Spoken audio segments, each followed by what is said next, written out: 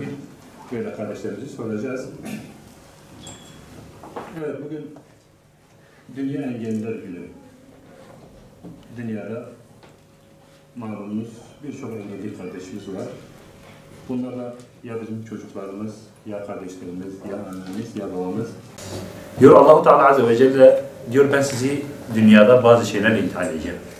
Neyle imtihan edeceğim? Korkuyla imtihan edeceğim. Açlıkla imtihan edeceğim. Ondan sonra maldan, evlattan, bedenden eksiklikle, üründen eksiklikle imtihan edeceğim. Ve sabredenleri müjdeler. Yani dünya bir imtihan yeridir. Bizim de bir imtihanımızdır bu çocuklarımız, bu kardeşlerimiz. Ama her imtihan gerçekten üzücü müdür?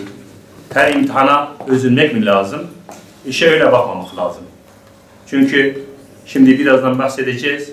Bazı imtihanlar bizim için şer gözükse de, baktığımızda bizim için zor olsa da ama mükafatı inşallah Teala büyüktür. Bakın Allah Resulü diyor bu dünyada bela ve musibete uğrayanlar diğer dünyaya gittiklerinde Allah-u Teala'nın onlara verdiği sevabı gördüklerinde, onlara hazırladığı mükafatı gördüklerinde diyecekler ya Rabbi biz bilseydik bu kadar çok sevabı, bu kadar çok mükafatı var. Emin olun ki bu musibetler ve belaların çoğalması için belki dünyada dua ederdik. Çünkü biz geldik gördük ki dünyadaki bela ve musibetlerin buradaki karşılığı çok fazladır. Bir, imtihan ne kadar ağır olursa olsun bunu unutmayın. İmtihan ağır oldukça mükafatı da ağırdır, ödülü de ağırdır. Yani imtihanla ödülü, mükafatı, sevabı bir terazi gibi düşünün. Bu ne kadar ağır olursa bu da o kadar ağır olmak zorundadır ki dengeli olsun. Onun için gerek Resulullah sallallahu aleyhi ve sellemin hadislerinde, gerek ayet kelimelerde bunu çok net bir şekilde görüyoruz. Bakın Resulullah sallallahu aleyhi ve sellem مَا يُسُيبُ الْمُؤْمِنَ مِنْ وَسَبٍ وَلَا نَسَبٍ وَلَا سَقَمٍ وَلَا حَزَنٍ حَتَّى لَهُمْ يَهُمُّ إِلَّا كَفَرَ مِنْ سَيِّئَاتِهِ. Yani mealen şunu diyor, mümin kişiye bir ağrı, bir yorgunluk, bir hastalık, bir üzüntü, hatta küçük bir tasa, bir üzüntü, küçük bir üzüntü bile isabet ederse bunlar müminin birçok günahına kefaret tutar. Yine Resulullah'ın bir hadisidir. Diyor hiçbir diken bile batması boşu boşuna değil. Allah-u Teala o diken batmasının muhakkak ki karşılığında sana büyük sevaplar verecektir. Yani başımıza gelen imtihanlar ağır olabilir ama bunu çok iyi bilmeliyiz ki bu ağır imtihanların karşılığı da, mükafatı da, sevabı da, Allah'ın vereceği derece de, Allah'ın vereceği köşkler de, saraylar da inşallah onun değerinde büyük olacaktır. Çünkü imtihan, yani sınavda da öyle değil mi? Bir öğretmen bir öğrenciye zor soru sorsa puanı da yüksek olur. Bu dünyada da öyledir. Allah-u Teala bizim imtihanımızı belki de ağır yapmış ama bundan emin olun ki Allah-u Teala birçok hadisinde, Kutsi hadiste de Resulullah sallallahu aleyhi ve sellem buyuruyor, buna karşılık diyor mükafatı da büyüktür. Mesela yine Allah-u Teala bir Kutsi hadisinde yani Resulullah sallallahu aleyhi ve sellemin diliyle kör olan, gözü görmeyen için mesela örnek veriyor.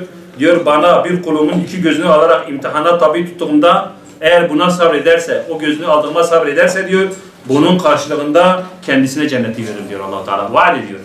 Ben bu dünyada ondan aldıklarından dolayı sabrederse, şükrederse, ya Rabbi veren sensin, ya Rabbi alan sensin derse Allah-u Teala diyor muhakkak ki ben onun karşılığında ona cenneti vereceğim. İşte ondan dolayıdır imtihan bazen ağır olabilir ama şu hiç aklınızdan çıkmasın. Yani benim imtihanım ağırdır, diğer insanların imtihanı yok mudur? Emin olun ki dünyada dersiz hiç kimse yoktur. Ve biz şükredeceğiz ki ya Rabbi sen derdini sen verdin, insanlardan gelmedi bana. Bakın bugün cezaevlerine bakın bir sürü gençler hiç yok uğruna cezaevi yatıyorlar. Dünyada bakın bir sürü genç hiç yoktan ölüyorlar. Gidin mezarlığa, Yeniköy mezarlığına günde belki 10 tane genç defnediliyor. Kimi kavgada ölmüş, kimi cinayette ölmüş, Allah muhafaza, kimi namusa girmiş, kimi içkiden ölmüş, kimi alkolden ölmüş, kimi esrar satmış. Yani demek istediğim şu aklımıza gelmesin. Ya Rabbi bu imtihanı bana vermişsin, benim bu imtihanım büyüktür. Eğer bu imtihanımız olmasaydı başka imtihanlarımız olacaktı. Allah muhafaza belki çocuklarımızla imtihan olacaktık, belki eşimizle imtihan olacaktık, belki babamızla imtihan olacaktık, belki kardeşimizle imtihan olacaktık. Ama Allah-u Teala bizim imtihanımızı insanların belasıyla değil, Allah bizi sevdiği için kendisi verdi, karşılığıyla kendisi verecek. Bakın ben imamım, çok görüyorum, çok şahit oluyorum. Ya Rabbi geliyor diyor, hocam keşke benim bu oğlumun 2 ayak kırılaydı evinde yataydı. Komşularım ben şikayete gelmeydi. Milletin namusuna el uzatmaydı. Gece gündüz milletle kavga etmeydi. Benim ahiretimi de götürdü, dünyamı da götürdü. Keşke bu kızım öyleydi. Adam bakıyorsun sadakıyla, küllahıyla, affedersiniz kızı kötü yollara düşmüş. Diyor keşke olmayaydı. Şimdi o kızdansa yerde yatan bir kız onun için daha hayırlıdır. 1000 kere dua ediyor. Diyor bu kızım keşke yerde yataydı. Keşke özürlü olaydı. Keşke beyni olmayaydı. Keşke aklı olmayaydı. Ama keşke benim namusumu, benim şeyimi sokaklara atmayaydı. Yok mudur? Hepimizin etrafında vardır. Böyle çocukları için beddua eden yüzlerce insan görüyoruz. Keşke olmayaydı diyor. Ve sizin çocuklarınız için şükrettiğinin %1'ini şükredemiyorlar onlar. Siz şanslısınız. Siz çünkü diyorsunuz ki bu imtihanı bana veren Allah'tır. Siz elinizi Allah'a açıyorsunuz. Ama o elini Allah'a da açamıyor.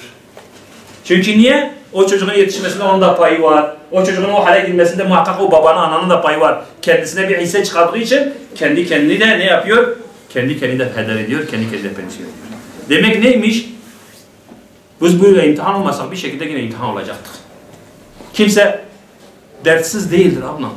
Kimse demeyin bak benim çocuğum hastadır, benim derdim çoktur. Öyle demeyin. Öyle insanlar öyle çok dertleri var ki. Emin ol ki sizin çocuğunuzun derdi belki onların yanında hiçbir şeydir. Bir de öyle bakmak lazım. Bir de şunu unutmayın. İmtihanı ağır olanın Allah katında değeri de ağırdır. Bakın size bir örnek vereyim. Şimdi bazen biz bu kardeşlerimizle, bacılarımızla görüştüğünde hep bunu söylüyorlar bize.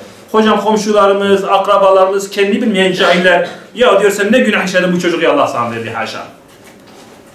Senin muhakkak bir günahın var ki Allah sana bu çocuğu verdiği gibi bazen bu kardeşlerimizi üzecek, belki de Allah'ın zoruna gidecek kelimeler kullanıyorlar. Bakın size birisinin hayatından bahsedeyim. İsmini söyleyemeyeyim ama şimdi hepimiz hatırlayacağız. Öyle biridir ki doğmadan önce babası ölüyor. Doğuyor, 6 yaşına geliyor, annesi ölüyor. Allah ona 7 tane çocuk veriyor. 4'ü erkek, 3'ü kız. 3'ü erkek, 4'ü kız. Çocukları, erkek çocukları 1 yaşında, 2 yaşında, 3 yaşında vefat ediyor. Kızları 20, 22, 24 yaşlarında vefat ediyor. Bakın genç gelinlik kızları 20, 22, 24 yaşında vefat ediyor. Sadece bir kızı var, o da ondan 6 ay sonra vefat ediyor. Şimdi insan dese, ya bu adamı Allah bela vermiş, hele bak ya insanın 7 tane çocuğu olsa 6'sını eliyle görse. 3 tane oğlu olsa 3'ünü de 5-6 yaşında görmese. İnsan böyle düşünmüyor mu? Bu cahiller gibi düşünse. Allah bu adamın belasını vermiş. Müslümanlar bu adam kimdir biliyor musunuz? Allahu Teala levlâke ve mâ halaktu eflâke. Ey Resulüm sen olmasaydın ben bu kainatı yaratmazdım dediği kainatı hatırı için yarattığı Peygamber sallallahu aleyhi ve sellem. Bakın Allah peygamberini ne kadar çok seviyor ama imtihanın en büyüğünü de peygamberine veriyor. Bugün cahil insanı olsaydı o peygambere diyecekti. Allah bunun belasını vermiş haşa. Hele bak 7 tane çocuğunun 6'sı öldü. Ama öyle değil bak. Bakın bu bizim için büyük bir sabır örneği olacak. Bak ya Rabbi demek ki sen de beni peygamberin gibi seviyorsun ki bana bela verdin. Benim değerim senin yanında arttı. Bakın bir gün Ebu Said el-Hudri sahabi anlatıyor diyor ben gittim Resulullah'ın yanına. Resulullah ateşler içinde yanıyordu. Elimi vurdum Resulullah'a ateş gibiydi. Dedim ey kurban olduğum Resulullah sen Allah'ın peygamberisin. Allah'ın en çok sevdiğisin. Nedir bu ateşler içinde yanıyorsun? Nedir bu bela musibet hep seni buluyor? Diyor Peygamber sallallahu aleyhi ve sellem döndü bana dedi ki ey Ebu Said bil ki belaların en büyüğünü peygamberler görür. En büyük bela, en büyük musibeti kim görür? Peygamberler görür. Ondan sonra insanların salihlik derecesine göre belası artar. Yani Allah-u Teala sevdiği bir kuluna bela verir ki Allah aslında o belayı vermekle onu çok sevdiğini, o imtihanı vermekle, bela demeyelim, o imtihanı vermekle onu çok sevdiğini işaretini gösteriyor bize. Bak ben seni seviyorum. Ben istiyorum ki senin kalbin dünyaya bağlanmasın. Ben istiyorum ki aklında hep ben olayım Allah diyor. Onun için Allah-u Teala yoksa bize hep rahatlık verse, hep şey verse haşa Allah'ı unutacağız. Bakın en güzel örneği Peygamberimiz. En güzel örneği Hazreti Yakup. Oğlu Yusuf'u kaybediyor. Yani bak çocuklarımız bizim en azından yanımızdadır. Hazreti Yakup çocuğunu kaybediyor. Üzülmüyor mu? Üzülüyor. Ne kadar üzülüyor? Gözleri kör olana kadar ağlıyor. Hazreti Yakup'un gözleri kör oluyor. Ama ne diyor? İnnel besni vel huzni ilallah. Diyor ben şikayetlerimi Allah'a sunarım. Ben üzüntümü Allah'a iletiyorum. Bana karışmayın diyor. Çocuklar diyor ya baba sen kendini öldüreceksin üzüntüden. Yok diyor. Ben Allah-u Teala'ya sunuyorum üzüntümü. Ya Rabbi diyorum sen benim halimi görüyorsun ya Rabbi. Sen bu musibete kadar karşı bana sabır ver diyor Hazreti Yakup. Dünyanın neşesine, dünyanın zevkine, dünyanın işlerine dalıyoruz. İnan ki bazen 4 saat, 5 saat, 6 saat Allah aklımıza geliyor. Ama siz öyle değil. O çocuğunuza her o çocuğa baktığınızda Allah aklınıza geliyor. Çünkü siz biliyorsunuz ki ona şifa verse Allah verir, başka kimse vermez. Bakın hep Şafi ismi aklınızdadır. Herkes ömrü boyunca 100 kere Şafi diyor. Siz ömrünüz boyunca 1 milyon, 10 milyon kere ya Şafi diyorsunuz. Ben eminim. Her ömrünüz boyunca herkesin belki 1000 katı ya Şafi diyorsunuz. Niye? Ya Şafi buna şifa ver diyorsunuz. Ya sabır diyorsunuz. Ya Rabbi bana sabır ver diyorsunuz. Biz belki ömrümüzde 1000 kere ya sabır diyoruz. Belki siz günde 1000 kere ya sabır diyorsunuz. Çünkü ona sabretmek zordur. Siz biliyorsunuz ki sabır olan Allah'tan, ismi sabır olan Allah'tan sabır istenir. Onun için siz her gün ya sabır diyorsunuz.